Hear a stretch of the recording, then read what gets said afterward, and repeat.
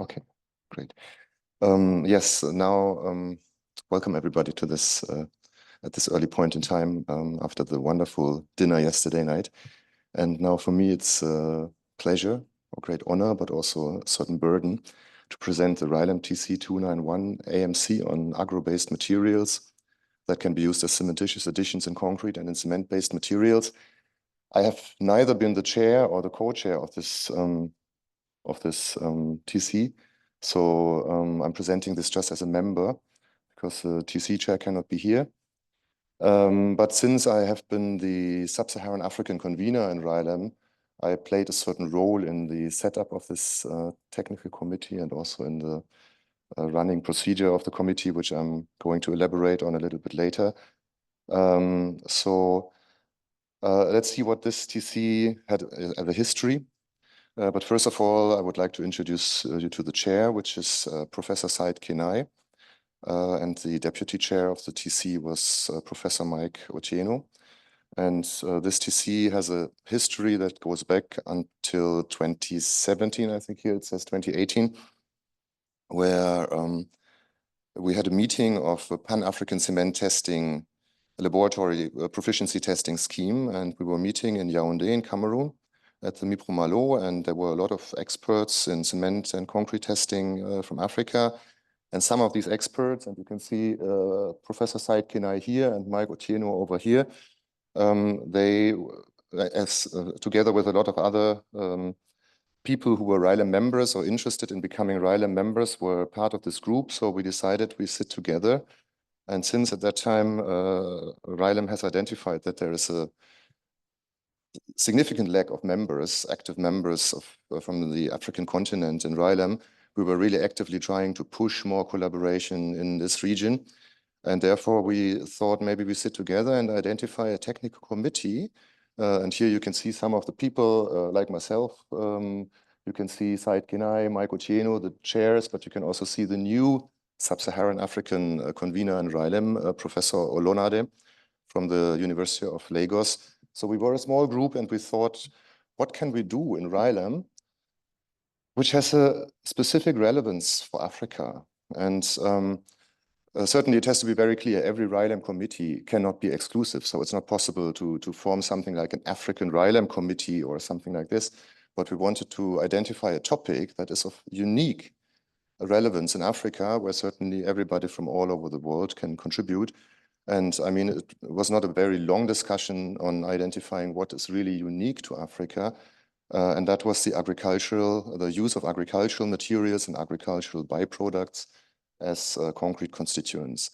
And why is that so clear? I mean, if we take a look at the different regions in the world, the Americas, Asia, Europe and Oceania and Africa in comparison to that, and we take a look at the number of species that are used for edible plants, in most regions in the world, those plants that make out 80% of the production of that region are only 5 species. But in Africa, you find a huge variety of different species all over the continent. And this variety also offers a tremendous potential to convert it into all kinds of concrete constituents like fibers, like aggregates, like biopolymers, like pozzolanic ashes, and so on and so forth. So that was the idea. We find like there are 18 different types of plants which make out 80% of the food production in Africa. So the diversity is huge, but then certainly there are a lot of critical voices. And this figure is often shown. I think it was originally created by Karen Scrivener. It is used in many, many reports. And I'm not putting into question this figure. This figure is right, that there is a huge cement production and there's a limited availability of different materials that could be used as supplementary cementitious materials. And often it is said that the potential of vegetable ashes is relatively low, which is true on a global scale if we take the whole planet as a role model. But then again, it's not that smallish because it's in the order of magnitude of the natural pozzolana we're using, the slag we're using, and the fly ash we are using. So we cannot say it's negligible. And then certainly this figure is overlapped by the fact that most of the cement production happens in China, but the food production in China is limited. So there's no growth potential here. So we have to look at that from a rather regional perspective. And if we take a look at the different regions, Latin America, Caribbean, Northern America, Sub-Saharan Africa, Europe, Asia, and Northern Africa. And this figure shows the fraction of the cement production capacity in this region that could be replaced by ashes only from agricultural waste for food production. And the very, very conservative assumption is that 10% of the food production is waste, and another 10% of these 10% are ash. Normally, the assumption, the realistic ash yield is much higher than that. And here we can identify that Sub-Saharan Africa is not that big in comparison to Latin America or the Caribbean or even Northern America. However, we have to see the potentials of the continent. We can say that the arable land use in Africa could be tripled as in comparison to the land which is currently used. And then if you take a look at the numbers here, which indicate the hectare yield in different regions in the world, we can see that for Africa, just to reach the average of the world, the production efficiency could be tripled as well. Then we also have to see that the cement production capacity and the real cement production is somewhat different. So the real cement production in most African countries is a third of the production capacity, which means we can increase this number, and we will identify that in a conservative guess with a very low ash yield, 86% of the current African cement production could be theoretically replaced by agricultural wastes from food production. And that offers new potentials because the African landscape is a completely different one as in comparison to Europe, for example. If you take a look at the left figure, it indicates that there's a whole lot of cement factories in Europe, including Switzerland. But if you take a look at the same square area in Africa, you will find a single cement factory where you find 8 cement factories in Europe and in Switzerland. So the distribution of resources, mineral resources, is a completely more complicated one. And in the EU countries and in Switzerland, also the population density is much higher, which means also the customers are much closer. And in Africa, it's much more difficult to bring the materials to the customers, which means we have to also think about other ways of blending the binder in concrete, not only in the cement factory, but also in the concrete processing factories, which would fill the gap to bring the materials and low carbon materials to the customer. And certainly that makes a lot of sense, and it's not even a competition, it's rather a synergy. If you take a look at how mineral supply streams work in cement production, it is very clear that a cement factory requires huge supply streams where we have a limited number of resources that could be used as pozzolanic or hydraulic materials. But in between, we also have the concrete factories, which require significantly smaller amounts of supply for the binder. So a concrete factory could partner with the local farming initiatives and so on in order to produce an optimized rice husk ash or cassava peel ash or whatsoever, in order to have a pozzolanic material to reduce the Portland cement clinker content in concrete. And that certainly would have implications on the prices. I mean, Africa suffers from the fact that mostly European standards are applied, and European standards are all based on the assumption that labor cost is extremely expensive and materials are reasonably low in price. So everything is optimized for efficiency, but in Africa, cement prices are awkwardly expensive. Here you can see the number of required working days for an average income earner to obtain a ton of cement. And you can see that in the United States or in Germany, we're talking about half a day, but in the Democratic Republic of Congo, that is a number from 2017, it was 323 days to work in order to purchase a ton of cement. It's terribly expensive. So the standards that we are applying in most places of the world, they are economic suicide for many African economies. But that doesn't only apply for the binder and the cement, also for the chemical admixtures. Africa is rich in oil production, but there is no processing of the oil to convert it into chemical admixtures. So this is moving to Asia. From Asia, it's moving to, it becomes a precursor. The precursor is moved to Europe. And then this product finally is purchased at a high price in Africa again. That doesn't make a lot of sense. So we can replace a lot of this petrochemistry by sugar-based chemistry, by using agricultural wastes and the polysaccharides derived from it. And certainly we also have a lot of alternative things to put into concrete, which are Also having certain potentials in certain applications like using bio-based fibers, bio-based aggregates.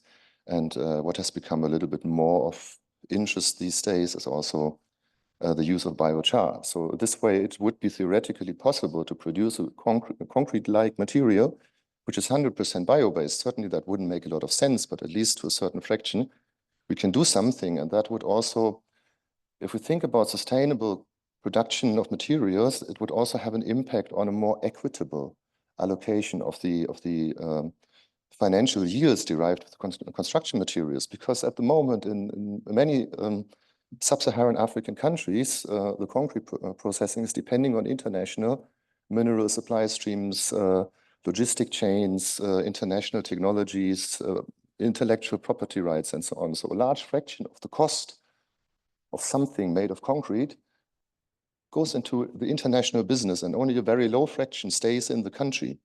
If we could convert that into a local economy where most of the resources are coming from the neighborhood, certainly this fraction, the cost could be pushed down. At the same time, the cost that flows into the international economy would be, or the cost fraction would be significantly lower, but much more money would stay within the economy, which I think if we talk about sustainability is also something we always have to consider. It's not only the carbon footprint. And what comes on top is that if we use agricultural wastes, we can use everything that comes from agricultural production entirely. We minimize the carbon emissions, certainly. We create circularity potentials. And what is extremely interesting in a situation like in Africa, where the urbanization propagation is very, very fast, we can use the urban growth. We use materials that are required for urban growth, which are derived from the rural environment. So the urban growth also becomes a spark for economic development in the rural environment. And that could even slow down a little bit the fast urbanization processes that become a challenge. And what is the most important thing here is we're using renewable resources. And certainly it's very clear that in the construction industry, we will not be able to completely avoid any fossil resources, considering the huge demand that is required. But we should first, before we touch any fossil resource, we should try to use every renewable resource that we can get. So therefore, that is one of the reasons why this committee, I think, has been doing some very interesting work. And that is so important because in comparison to the world's population, or the world's urban population, which is also increasing, has been increasing rapidly in sub-Saharan Africa, this happened so fast. And in a couple of decades, we will see cities like Lagos or Kinshasa with more than 80 million inhabitants. That's incredible. That requires a lot of materials.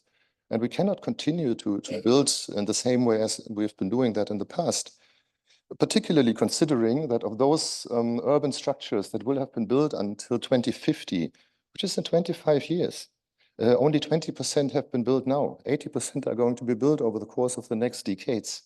We have to change something in our behavior. And Africa is a very exciting continent to do this kind of disruptive change. Because if we take a look at this figure, this is the per capita gross domestic product of different countries in the world versus the per capita carbon emissions from cement production. And we can see that when the GDP is low and increasing, we can see an increasing trend of the per capita carbon emissions. Certainly infrastructure, buildings and so on have to be developed until a certain level of wealth has been reached in the economy, a certain saturation of construction has been reached, but also a certain level of technology has been reached that helps to reduce the carbon emissions. And certainly also there is a potential to export carbon emissions to other regions in the world. But we can see that then, depending on the region of the world, there is a trend that where the carbon emissions, the wealthier an economy is getting, can go down. That depends a little bit on where we are. But what we can see in this figure, that the entire continent of Africa is in this region. So this hump that we can observe here is all based on the assumption that it's historic data where people were using mostly ordinary Portland cement, and the durability and strength performance depends on the cement amount and the water cement ratio only. But we know we can do better today. which means we can completely skip this hump and directly go into this direction if we try to build with the best possible technologies and local resources and so on and so forth. So that's the framework of this technical committee that has been formed. It was a relatively small one with 38 members from 14 different countries on 4 continents. You can see some of the members here in this TC. And since this was the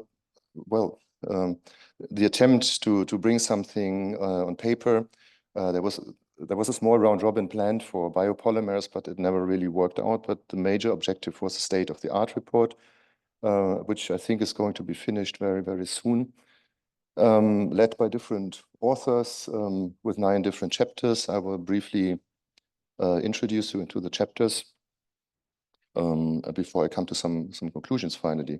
So the introduction will be written by Professor Said Kenai and Professor Mike Otieno, who chaired this committee through rough times and a lot of challenges. I will elaborate on that. Then the second chapter was written by me, which is about the availability of agro-based materials, which gives a global outlook on what is available, what is not available, and where the thresholds are, with a certain focus on Africa, but it also looks at the different classes, fibers, aggregates, and so on. And since this committee started in 2018, at that point in time, no one was really thinking about biochar, but today everybody's somehow talking about biochar as a miracle to push down the carbon footprint. And that is probably the only chapter that is dwelling a little bit on this topic. And therefore, I would like to just quickly give you some information for those people who are not that familiar with it. So if a plant is growing, this plant is sequestering carbon from our atmosphere. And if the plant is deteriorating through all kinds of natural processes, this carbon is released into the atmosphere again after a while, so that at the end of the day, we can talk about a process which is more or less carbon neutral. Now, if you want to produce something like an agricultural ash, like rice husk ash, which is very rich in silica and can be used to replace microsilica, for example, it's very performant. Then you have the same effect. The plant grows, it captures, it sequesters carbon. And then if you are burning it, theoretically, in terms of carbon, pure carbon, that would be carbon neutral. But since due to the burning process, we produce a lot of methane and other climate relevant gases like nitrogen oxides and so on, this becomes climate burdening whenever we produce an ash. That's happening. So the ash processing only makes sense if we use the energy for something. And then certainly this ash compares to something like a fly ash or something like this. And the carbon footprint would assumably be significantly lower if that is done in a co-processing. But with the char, it's a bit different because the char maintains the carbon inside, a large fraction of the carbon inside the char particle. And therefore, it really becomes a carbon negative material. And then many people think, okay, let's put it into concrete. And then on the bottom line, we have something like a carbon neutral concrete or something like that. But we really have to consider the plant is sequestering the carbon. The char is capturing that sequestered carbon. And then this carbon is taken away from the atmosphere. But if I put the carbon into a bucket of mayonnaise, or if I put the carbon into concrete, it doesn't change anything for the overall climate. But in concrete, sometimes these biochars can have some awkward behavior. So there's not really a reason to put it into concrete and fight against all those challenges these chars bring along when there is a better use. But if there's no better use, then certainly it makes a lot of sense also to use it as a lightweight aggregate or to make use of the specific surface. And indeed, it points out that a small amount of char seems to, you can see that here, seems to increase the strength. If you put it into the binder paste, not as an aggregate, it can increase the strength because it produces a very gentle pore diameter distribution in the microstructure. But if you increase the amount of char, the strength over proportionally goes down. So there is no way to change that significantly. But this chapter is also talking about socio-economic perspectives and the influence of currency exchange rates, of investment in construction technologies, and what it means for rather poor economies.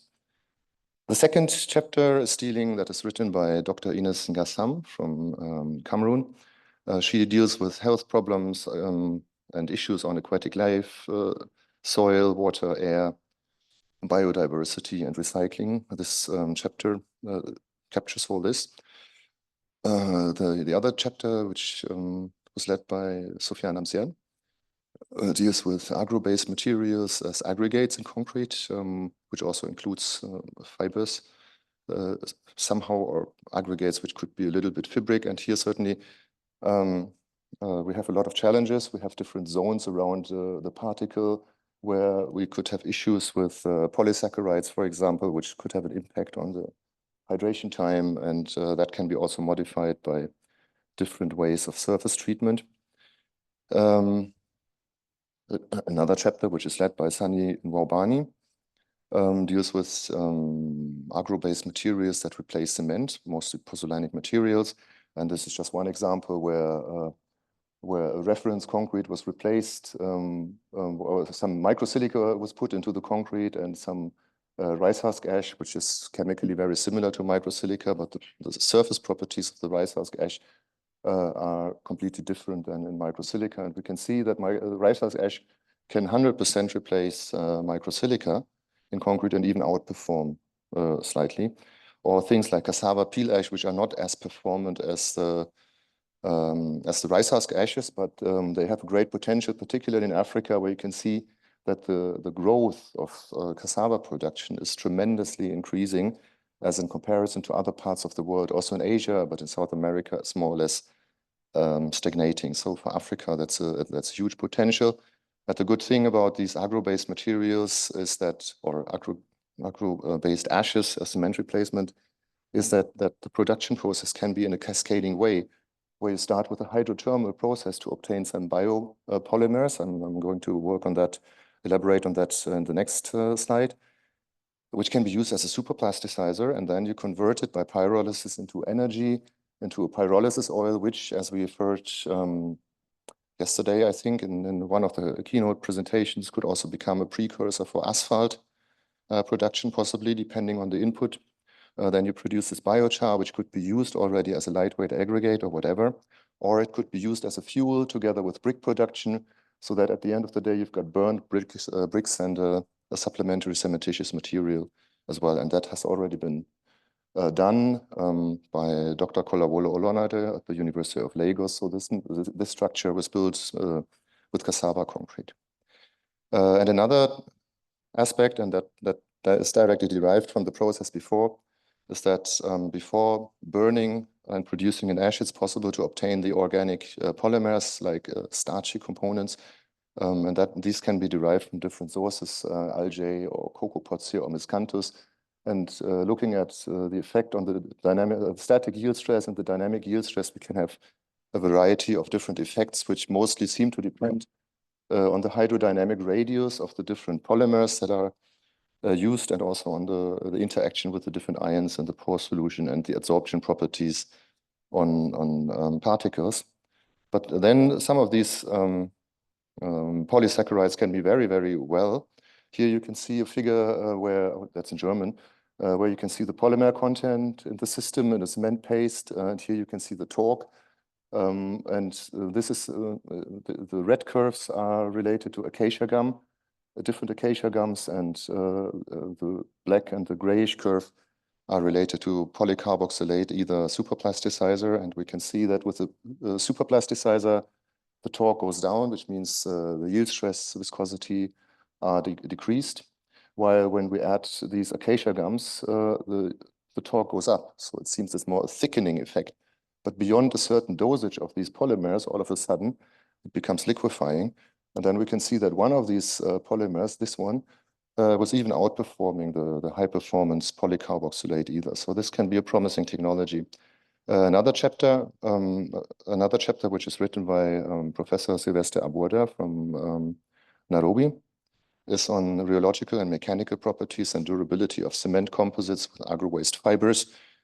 That's something which really needs a lot of research in the near future, but definitely it can be seen. This is a comparison of different fiber types This is a PVA fiber, and the red one, this is the steel fiber. And then we've got some, this is a sisal fiber here. So we can see that the natural fiber doesn't outperform the PVA fiber, certainly, but we can also see in comparison to the system without any fiber, which is here, that we can create something like a more gentle post-crack behavior, also with bio-based fibers. And then there is another chapter, which is led by Said Kinai on fibers in stabilized earth, where also experiments are shown that the fibers can enhance the performance up to a certain extent, but then we are getting issues with the interface between the fibers and the soil, and then they were discussing also different aspects of soil stabilization and how they affect the interaction. And the last chapter, written by Dr. Akindehinde Ayotunde Akindahunsi from Obafemi Awolowo University in Nigeria, which is about case studies, just to show that there are some successful applications of bio-based materials. So from the practical part, we had a number of meetings. We started with the kickoff meeting, which was held in Nairobi in person. Then there was a video conference. We had smaller group meetings of the TC chairs with single members in Arusha, Tanzania. We organized a seminar in Dar es Salaam, which was framed by the technical committee, as well as a virtual meeting after a conference, which was also framed around the same topic of the committee, which was quite a big conference. I think we had 700 people attending this conference. It was online, certainly, in 2021. We had a small group meeting in Accra after a small, not so small conference in Accra in December 2021. We had a series of online meetings in this technical committee. We had another in-person meeting in Dakar in 2022. Then there were virtual meetings, and then we had the last meeting in April 2024 in Accra, Ghana again. So we try to keep active in this committee, which was fighting with a lot of challenges. Here you can see Said, the chairman, presenting about the committee at the conference at this university. This is an impression of the kickoff meeting. We had a big conference, the IC Africa conference in Nairobi anyway. There were a lot of people from Rilem or interested in becoming Rilem members. So that was the first group meeting, international group meeting of the committee on the brim of this much bigger conference. There was another group meeting, which you can see here in the wonderful country of Senegal. That was the conference of the African Materials Research Society, which is a huge conference, 700 people or something like that. And on the brim of this conference, we had a special session on the Pan-African cement round robin. We also had as guest Karen Scrivener here, for example. And then we had this group meeting on the brim of the side event of the big conference. And then the last meeting, for example, we had in Africa also as a side event of this round robin, where we were having a meeting on the brim of the ICCX West Africa, which is a big trade fair. And that characterizes a little bit how the work in this committee was doing. All the physical meetings, because of the lack of the funding of the partners, were all happening coincidentally with other events, which mostly I was organizing. And then I had the opportunity to mobilize people and invite them to the other events so that we could have small group meetings. But these were all scattered group meetings with 4 to 5 members, sometimes 7. So we always worked in fractions somehow. That was really not a very good situation, but it shows how difficult it is to create more collaboration with Africa. It's mostly the lack of funding and the lack of mobility. And the problem that most of the events happen in the global north. There were also some other delays, which have sometimes private and also health reasons and also professional reasons. But actually, that is really an indicator that shows that we need more Rilem events on the African continent. So we have to bring Rilem more to Africa in order to facilitate that physical meeting with the different experts in Africa. And in order to do that, I would really like to invite you warmly to come to Nairobi in 2025. For the Sustainable Construction in Africa conference. What you can see here is Mount Kilimanjaro, and I beg you, this is Tanzania, it's not Nairobi. But you can see Mount Kilimanjaro from Kenya, and certainly Mount Kilimanjaro is attractive. So if you want to go there, you can also start from Kenya. So please take this opportunity in 2025 to come to Nairobi, and even more, think about the 80th Rilem Week in 2026, which will be organized by Joseph Muiti, Sylvester Abuoda, and myself. Nairobi is a wonderful city. It's an amazing place. The conference will happen right next to the game park where the giraffes are passing by a window. And at the same time, on the other side of the hotel, you've got the town, and you can enjoy a nightlife and the beauty of Nairobi. So please use this opportunity to learn a little bit more about Africa and Kenya. So a short outlook to come to an end. Looking at the scientific landscape today, where I can see a lot of new papers popping up on bio-based materials, I've got the feeling the topic of the TC came a little bit too early. If we would start today, I think we would have a much more enthusiastic committee and a much wider range of experts here. So the question now will be, what are we going to do in the future? Are we going to do a follow-up proposal on the same framework, but somehow modified, or are we working in smaller TCs on specific items like bioaggregates, like biopolymers, which have been discussed for a while internally anyway.